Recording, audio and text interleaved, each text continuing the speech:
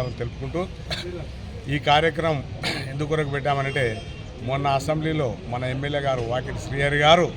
మన మొక్తల్ గురించి పూర్తి స్థాయిలో వివరించి మన ముఖ్యమంత్రి గారి దృష్టి కూడా ఆకట్టుకొని సమస్యలు ఎన్నో సంవత్సరాల నుంచి పేరుకుపోయినటువంటి సమస్యలంతా కూడా ప్రస్తావించి ఈ సమస్యల్ని అతి త్వరలోనే పరిష్కారం అయ్యే విధంగా అందరి దృష్టిని ఆకర్షించినటువంటి మన ఎమ్మెల్యే గారికి అభినందనలు తెలుపుకుంటూ అదేవిధంగా జియో నంబర్ 69 ద్వారా 3 నియోజకవర్గాలు సస్యశ్యామలం అయ్యి 1,00,000 ఎకరాలకు సాగునీరు అందించేటటువంటి ప్రాజెక్టును ప్రభుత్వం ఏర్పడిన తర్వాత కేవలం 2 నెలల లోపలనే టెండర్ పిలిచినటువంటి ఘనత కేవలం కాంగ్రెస్ ప్రభుత్వానికి దక్కుతుందని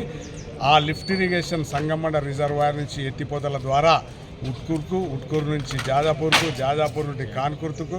జేమచెరుకు, ఆ నుంచి కొడంగల్కు ఈ విధంగా ఎత్తిపోతల ద్వారా 1,00,000 ఎకరాలకు నీరు అందించేటటువంటి ప్రోగ్రాం ఏదైతే ఉందో అది సాధించినందుకొరకు ముఖ్యంగా మన ముఖ్యమంత్రి గారికి మరియు మన